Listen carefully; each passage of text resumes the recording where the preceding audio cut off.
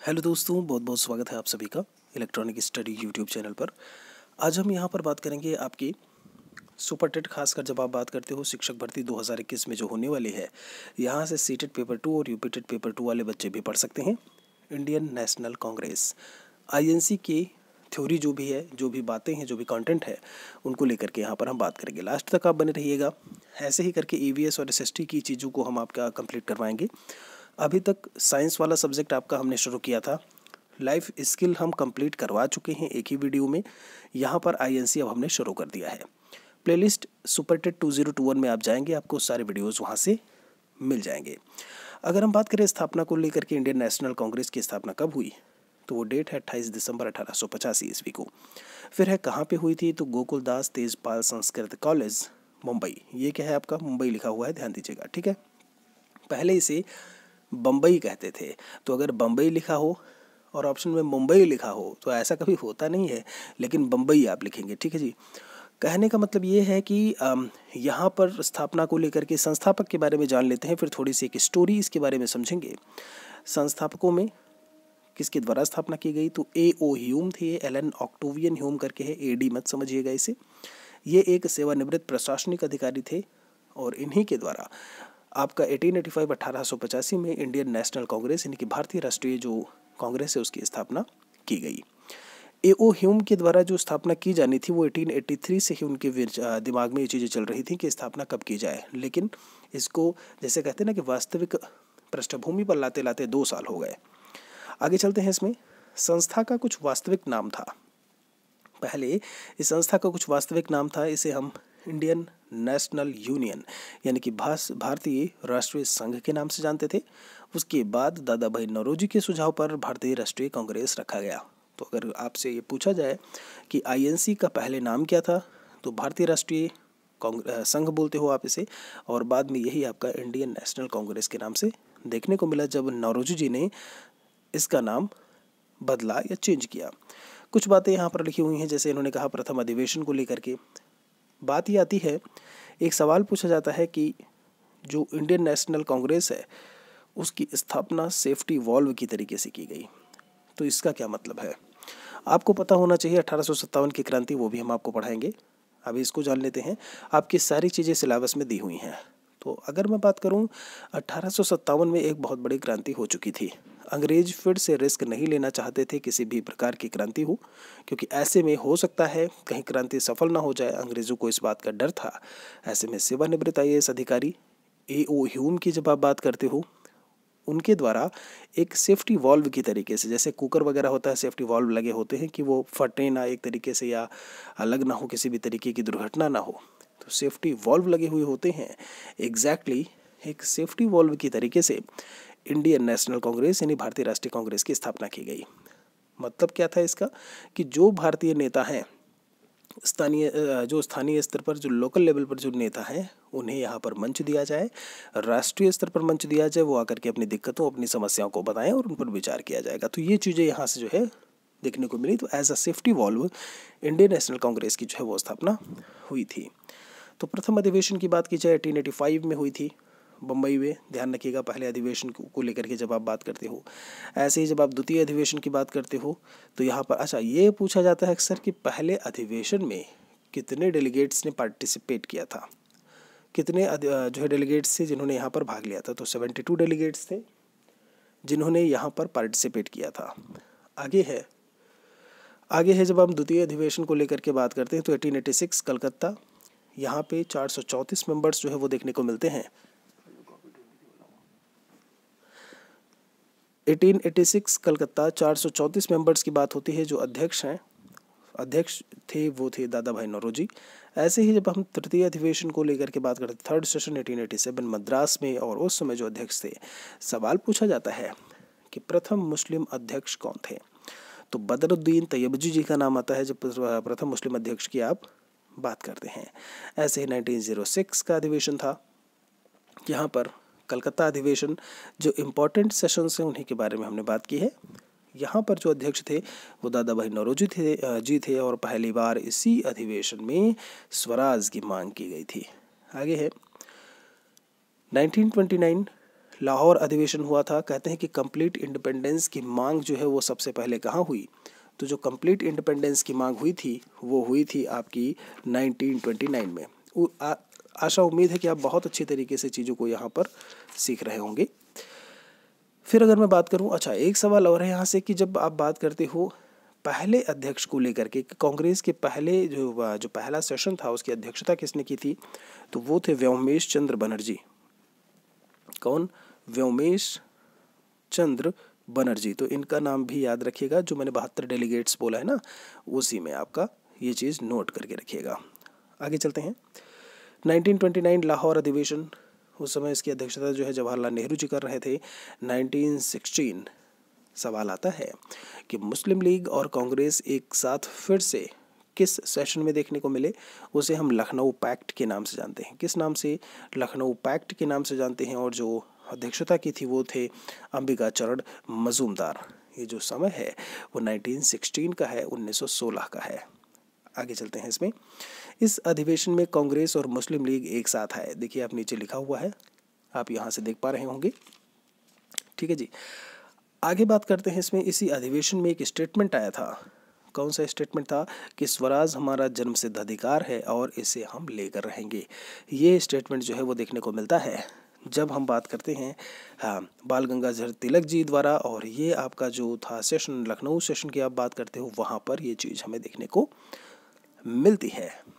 एक स्टेटमेंट, एक चीज़ और आती है कि कांग्रेस को सूक्ष्मदर्शी अल्पसंख्यकों की संख्या, किसको? कांग्रेस को। सवाल आता है कांग्रेस को सूक्ष्मदर्शी अल्पसंख्यकों की संख्या किसने कहा? तो वो आते हैं वायसराय थे। क्या थे? वायसराय, और उनका नाम था डफरिन। ये चीज़ याद रखिएगा, ठीक है जी, डफरिन थे। जब आप बात करते हो सूक्ष्मदर्शी अल्पसंख्यकों की संस्था जो है वो किसे कहा गया? तो वायसराय डफरिन के द्वारा। आगे चलते हैं इसमें। 1917 का जो सेशन था कलकत्ता अधिवेशन में कांग्रेस की पहली महिला अध्यक्ष उस समय थी। आप अगर बात करते हो तो उनका नाम जो है वो देखने को मिलता है एनी बेसेंट। याद रखिएगा, ठीक है जी, क्या नाम है? Annie Besant. कुछ और चीज़ें हैं। 1901 की बात करते हो जब आप, कलकत्ता अधिवेशन, यहाँ पर हम इसको इसलिए बात कर रहे हैं 1901 के सेशन को, 1901 के सेशन को यहाँ पर, कि गांधी जी प्रथम बार कांग्रेस के मंच पर आए थे। ठीक है, कलकत्ता का सेशन था। दिनशा वाचा जी, दिनशा ई वाचा करके है, दिनशा वाचा जी इसकी अध्यक्षता कर रहे थे। और जिसमें इन्होंने, जब गांधी जी प्रथम बार कांग्रेस के मंच पर, ये सारे सवाल पूछे गए हैं, मोस्ट इंपॉर्टेंट क्वेश्चंस में आपके आते हैं। मैं पढ़ाता चल रहा हूँ, आप लिखते जाओ। सुपर टेट की जितने भी आपके सब्जेक्ट्स हैं, पूरी कोशिश रहेगी, अभी आपका पेपर आने में समय है, सब कुछ यहाँ इलेक्ट्रॉनिक स्टडी यूट्यूब चैनल पर आपको पढ़ाया जाएगा, बताया जाएगा। किसी दिन क्लासेस अगर नहीं होती हैं तो इसका मतलब आप बिल्कुल से ना समझिएगा, सोचिएगा कि कोई चीज़ें बंद कर दी जाएंगी या ख़त्म हो जाएंगी। ठीक है, कंप्लीट करवाया जाएगा।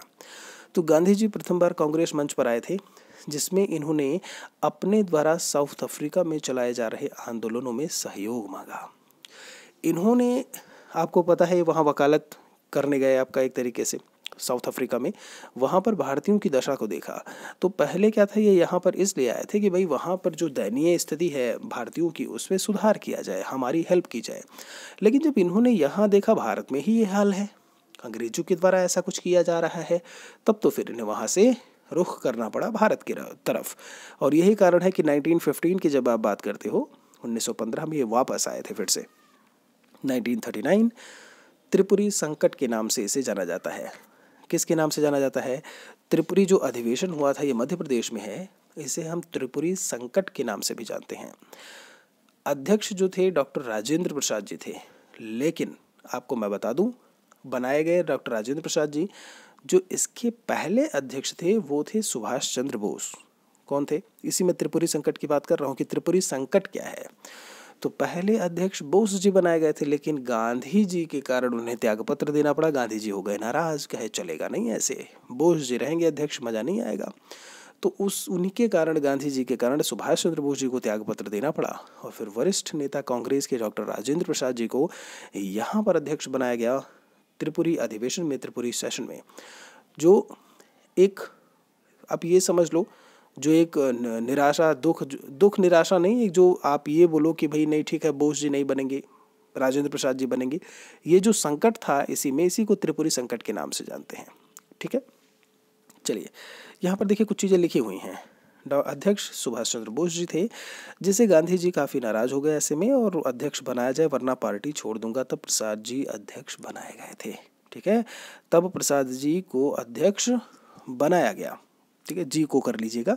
तो यहाँ पर ये बात जो है देखने को मिलती है। यहाँ पर संस्थापकों में ह्यूम के साथ दिनशा वाचा और दादा भाई नौरोजी भी शामिल थे, ये चीज़ भी आपको पता होना चाहिए। कुछ और चीज़ें हैं दोस्तों जो आपके साथ में यहाँ पर मैं डिस्कस करना चाहूँगा, वो चीज़ क्या है, ध्यान दीजिए। सबसे पहला सेशन 1885 में मैंने बोला कि बम्बई व्योमेश चंद्र बनर्जी कांग्रेस के प्रथम अध्यक्ष थे, माफ़ी चाहेंगे, मुस्लिम अध्यक्ष में बदरुद्दीन तैयब जी का नाम आता है। ठीक है, 72 डेलीगेट्स। फिर एक सवाल आपसे पूछा जाता है कि स्वराज शब्द जो था, पूर्ण स्वराज की मैं बात नहीं कर रहा हूँ, स्वराज शब्द सबसे पहले कब आया था? तो स्वराज शब्द कब आया था? अभी मैं आपको बताया हूँ 1906, माफ़ी चाहेंगे, ये रहा, बिल्कुल से भूलिएगा नहीं। और जो कंप्लीट इंडिपेंडेंस है वो बहुत बार पूछा गया है, जो 1929 का सेशन है ना, ये वाला, ये बहुत बार आपका पेपर में आया है। फिर आगे बढ़ते हैं। कांग्रेस की पहली महिला अध्यक्षा श्रीमती एनी बेसेंट जी हैं। 1917 का जो कलकत्ता का सेशन हुआ था उसमें एनी बेसेंट जी अध्यक्षा थीं। ठीक है जी, आगे चलते हैं। इसमें कुछ और इम्पोर्टेंट क्वेश्चन की तरफ। एक सवाल पूछा जाता है, सवाल ये पूछा जाता है कि कांग्रेस की पहली भारतीय महिला अध्यक्षा कौन थी? तो वो थी सरोजिनी नायडू जी, इनको आप अलग से लिख लीजिएगा, सरोजिनी नायडू जी थी। और यहाँ पर कब की थी? 1925 में सेशन हुआ था, कहाँ पे हुआ था? कानपुर। तो उसकी जो अध्यक्षता कर रही थी वो कौन कर रही थी? सरोजिनी नायडू जी।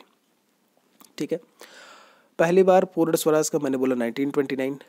एक सवाल आता है कि कांग्रेस का एकमात्र अधिवेशन कौन सा था जिसकी अध्यक्षता गांधी जी ने की थी? केवल एकमात्र वही अधिवेशन था, तो उसे हम बोलते हैं बेलग्राम या बेलगांव करके। ध्यान दीजिएगा भैया, बेलगांव या बेलग्राम करके है, और ये पड़ता है आपका KA फॉर कर्नाटका में। 1924 की बात है, 1924 की बात है, केवल यही एकमात्र सेशन था जिसमें जो अध्यक्षता की थी वो गांधी जी ने की थी। एक सवाल पूछा जाता है इसके अलावा कि इकलौता कांग्रेस का सेशन कौन सा था जो कि गांव में हुआ था? तो आप लोग कंफ्यूज हो गए, बेलग्राम देखते हो और बेलगांव लगा देते हो, बेलगांव नहीं है। आप जब भी यहाँ पर ध्यान दीजिएगा, बेलगांव कौन सा है? जिसमें गांधी जी ने, वही एकमात्र अधिवेशन है जिसमें गांधी जी ने अध्यक्षता की थी। जब आप बात करते हो कौन सा अधिवेशन है जिसमें कांग्रेस का अधिवेशन जो कि गांव में हुआ था, तो गांव वाला जो अधिवेशन है दोस्तों वो है फैजपुर। और फैजपुर कहाँ है? बंगाल या वेस्ट बंगाल, जो भी लिख लो। ये अधिवेशन कब हुआ था?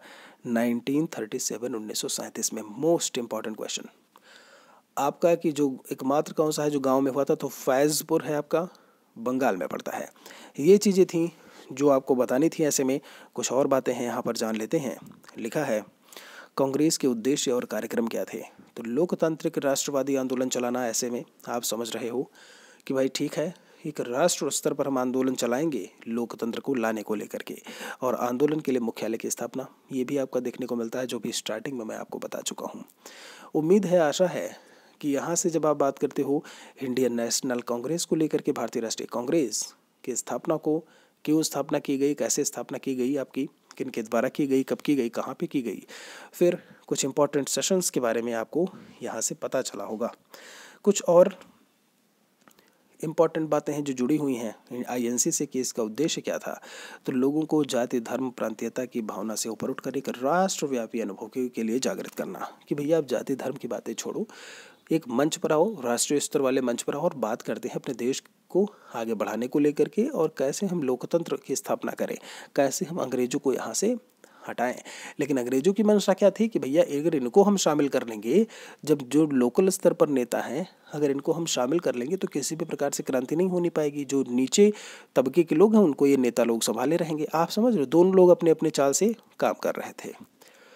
भारतीय राष्ट्रवादी भावना को प्रोत्साहन और उसका प्रसार कि भैया अब तो कम से कम देशभक्ति की बात ले आओ। आप समझ रहे हैं कि नहीं? चलिए, बाकी एक सवाल आता है कि जब भारतीय राष्ट्रीय कांग्रेस की स्थापना हुई उस समय भारत का वायसराय कौन था? तो लॉर्ड डफरिन करके थे।